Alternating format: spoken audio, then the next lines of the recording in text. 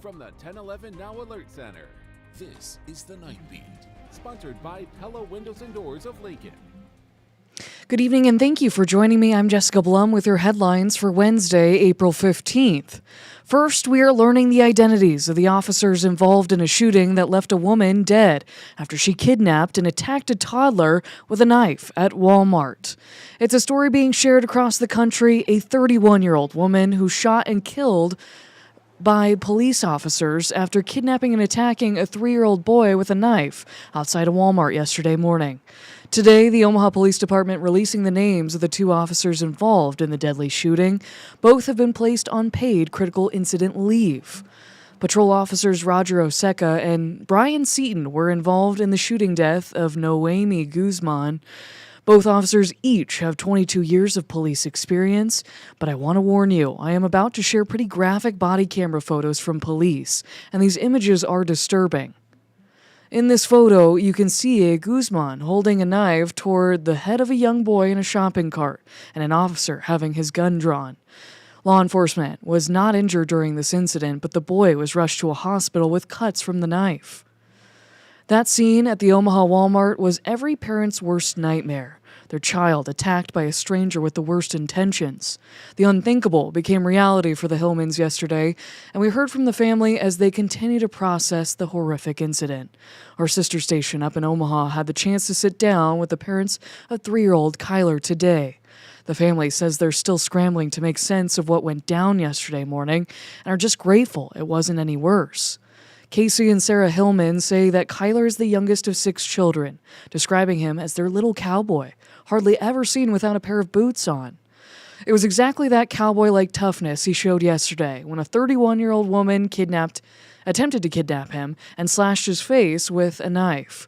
His parents say Kyler, being the fighter he is, hasn't shed a tear in the past day. But for them, the emotions of nearly losing their son have been hard to control. And started crying right there. I mean, that was all I could do. When I seen him, it really set in that if they wouldn't have reacted when they did, we wouldn't still have him. And if she would have been any lower with the knife, we wouldn't have him either. Both of Kyler's parents say they were beyond grateful for the quick and efficient reaction by the law enforcement on scene, saying they believe they did everything they could have in order to save Kyler's life. A GoFundMe is currently set up to support Kyler and his family through this time. His parents saying those funds will go toward paying for Kyler's recovery, as well as take some financial burden off of the family as Kyler heals. The link to that GoFundMe can be found in this full story on 1011now.com.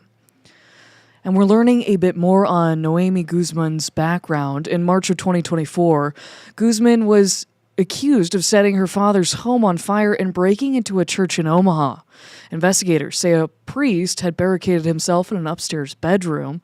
Today, that priest sharing an emotional message. From a religious perspective, that her life goes on, and maybe for the first time.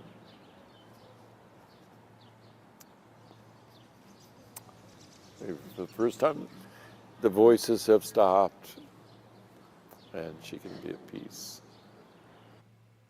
Guzman was found not responsible for reason of insanity on 4 felonies.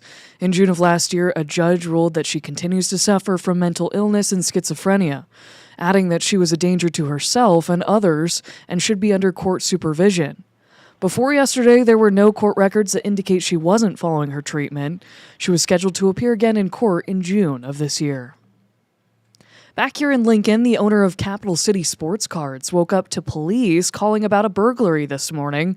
Around 2:45 a.m., a Good Samaritan called police to report the glass door of the store shattered, with damage to a display case housing Pokemon cards. While the store owner, Chris Dietrich, says an estimated $20,000 of merchandise was stolen, they missed the boxes of the newly released Topps 2025 Chrome football cards.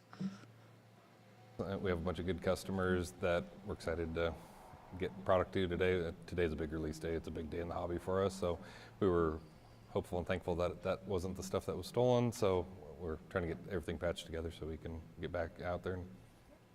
After sweeping up the glass, the store was able to open an hour later than scheduled to sell the first Topps football card release in over a decade. LPD says surveillance video shows a man in a tan coat, black mask, and gray sweatpants breaking into the card shop. Investigators believe it's the same man who broke into Romantics around 2:30 this morning near 10th and High Street. Police say also found a broken glass door at that location with a brick and hammer found inside. Police don't yet know how much was stolen, but you can give LPD or Crime Stoppers a call if you know anything about either of these burglaries. 28 days are all that remain until Nebraska voters head to the polls for the state's primary election. Governor Jim Pillen took the opportunity this morning to sign new election security legislation into law, and he had some choice words for how policy is shaped by ballot initiatives.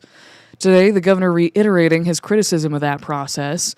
At a press conference this morning, Pillen, along with Secretary of State Bob Evnen, signed into law an omnibus bill that includes several protections for Nebraska's election security, including steep fines for foreigners who contribute money to state ballot initiatives and the committees that accept them in violation of Nebraska law. Pillen, who has been openly critical of the ballot process in recent weeks, saying today taking the time to read every single ballot initiative is a, quote, daunting task. I just don't think that's the way policy should be made. We have a unicameral. We elect 49 representatives. We have a three-government system. The people speak by electing people. Tim Royers, president of the Nebraska State Education Association, condemned Pillen for working to undermine a, quote, long-standing, direct form of democratic participation. The NSEA spearheaded a ballot measure in 2024 to keep public funds from going to private school vouchers. It's worth noting Secretary Evnen is on the record as calling Nebraska's elections accurate and secure, and the election process is sound. Pillen this morning saying he wants Nebraskans' elections to, quote, remain the gold standard. Also happening today at the state capitol, Nebraska Auditor Mike Foley lamenting the state's apparent failure in oversight of their employee health care system, saying double payments and coverage for ineligible patients has cost the state millions in taxpayer dollars. Foley's report shows between 2016 and 2022, the state's health insurance fund peaked at more than $83 million, but now about $7 million is left in the account. Improper oversight from the Department of Administrative Services, along with improper billing by United Healthcare, resulted in a massive depletion, according to Foley. Duplicate payments, plus paying for employees who no longer work for the state, resulted in Nebraska having to pay almost $25 million, which may result in higher premiums for employees next year. Of that, if we just do a better job of monitoring the payments, make sure that we're only paying for legitimate health care expenses and not extra payments or double payments or payments for people who shouldn't even be in the system altogether. Foley says the state is, quote, trusting the contractor too much and must do better at protecting taxpayer dollars. Nebraska is currently changing from United Healthcare over to Blue Cross Blue Shield. Foley hopes it's a fresh start for managing and paying only legitimate claims. Now to the world of sports. One of college volleyball's most heated rivalries is coming back this season. Nebraska will play Texas in 2026. The match will be a part of the Huskers' non-conference schedule. It will also not be in Nebraska, according to head coach Danny Busboom Kelly, who says details are still being finalized.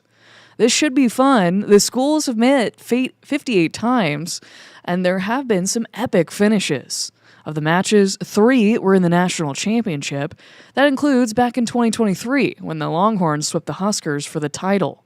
That was the last time the former conference rivals played.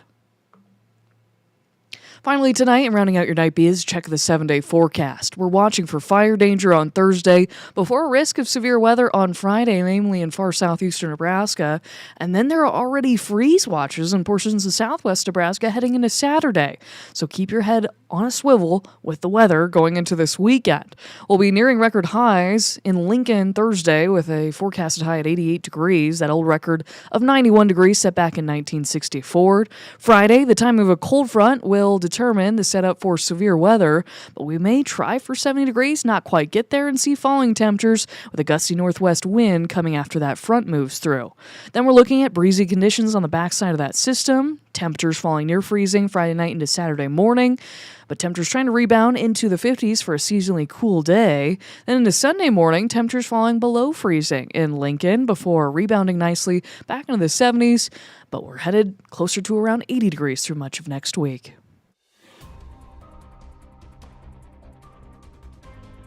You've been listening to The Night Beat. Sponsored by Pella Windows and Doors of Lincoln. Watch, listen, and stream on the 1011 app on YouTube or wherever you get your podcasts.